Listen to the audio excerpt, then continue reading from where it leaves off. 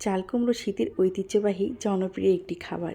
এটা কিন্তু শীত ছাড়াও মোটামুটি সারা বছর খেলেও শীতে কিন্তু একটু বেশিই মজা লাগে। ছোটোবেলা থেকে দেখে আসছি দাদি নানিকে, এখন দেখি মাকে, এখন নিজেও তৈরি করে নিতে পারি। বানানোর পদ্ধতি কিন্তু অনেক সহজ। এভাবে ডালগুলিকে রাতে বলতে বিকালের দিকে বা সন্ধ্যায় ভিজিয়ে রাখলে সারা রাতে বেশ ভালোভাবে এভাবে ভিজে ওঠে। তারপরে পানি ঝরিয়ে নিয়ে শিলপাটায় ভালোভাবে বাটতে হয় একদম সকালবেলা সূর্য ওঠার আগে। এভাবে মসৃণ একভাবে বেটে নিলে বড়াগুলোও সুন্দর হয় আর ভিতরে একদম রসে টইটম্বর হয় রান্নার পর। একদম পাকা যে কুমড়োটা আছে সেই কুমড়োটা এভাবে বীজ থেকে আলাদা করে নিতে হয়। ভিতরে যে বীজগুলো আছে সেইগুলো বের করে ফেলে দিয়ে পাতলা করে কুচি করে নিয়ে এভাবে কেটে ফিলপাটায় একদম মিহি একটা পেস্ট তৈরি করে নিতে হয়। এইটা মিশ্রণ করতে হবে আপনার যে কুমড়া ছিল বাটা সেটার সঙ্গে ভালোভাবে বেটে নিয়ে কুমড়ো পাটার সঙ্গে মিক্স করতে হবে। এইভাবে করলে কিন্তু কুমড়োগুলো খেতে বেশ মজার হয়। বাজারে কেনা কুমড়ো তো যে কেউ কিনে খেতে পারে, কিন্তু বাসায় তৈরি কুমড়ো বড়ার যে একটা মজা, উৎসব একটা পরিবেশ সৃষ্টি হয়, এটা কিন্তু পাওয়া যায় না। বাজার থেকে কিনে আনলে খেতে অতটা ভালো লাগে না, যেহেতু আমরা অভ্যস্ত ছোটোবেলা থেকে এভাবে বাসায় তৈরি করে রাখি।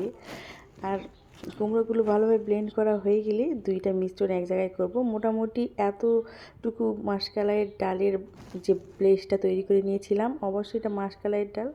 আর এই পেস্টের সঙ্গে যতটুকু কুমড়ো দেখিয়েছি অতটুকু কুমড়োই মিক্স করে তৈরি করছি। আরও অনেকগুলোই তৈরি করেছি, পরিমাণ বোঝানোর জন্য এতটুকু বললাম।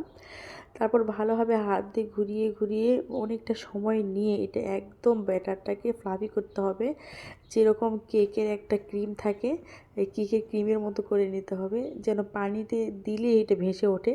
তো এইভাবে করতেই থাকতে হবে, অনবরত নাড়তে হবে। হাত যদি শুকনো হয়ে আসে একটু পানিতে হাতটা ভিজিয়ে নিয়ে আবার এভাবে ম্যাশ করতে হবে। বেশি পানি কিন্তু দেওয়া যাবে না, জাস্ট হাতটা ভিজিয়ে নিতে হবে। তারপর পরীক্ষা করার জন্য পরিমাণ মতো পানি দিয়ে এই ব্যাটারটা একটু উপরে দিয়ে দিতে হবে। যদি ভেসে ওঠে পুরোপুরি তাহলে মনে করবেন যে হয়ে গেছে। যেহেতু পুরোপুরি ভাসছে না, এই জন্য হাতটা একটু পানিতে আর একটু হালকা চিবিয়ে নিয়ে আবার এভাবে ম্যাশ করে নিয়ে আবার পরীক্ষা করে দেখলাম, হ্যাঁ একদম পারফেক্টভাবে হয়েছে।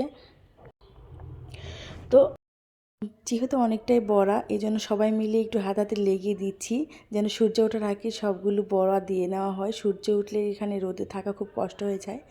আর এই সূর্য ওঠার সঙ্গে যদি বড়াটা রোদও পায়, একদম বড়া কিন্তু সাদা ধপধপে হয়, দেখতে অনেক বেশি ভালো লাগে। আর ভিতর পর্যন্ত একদম শুকে যায়, সহজে রসে টইটম্বর হয়। আর এভাবে দিতে সবাই মিলে কিন্তু বেশ ভালো লাগে, একটা উৎসব মনে হয়। তো সবগুলো বড়া দেওয়া হয়ে গেলে এভাবে রোদে সারাদিন রেখে কয়েকদিন পর্যন্ত কিন্তু এভাবে শুকাতে হবে, যেন ভিতরে কোনো অংশ কাঁচা না থাকে। এভাবে রেখে কিন্তু সারা বছরও সংরক্ষণ করা যায়।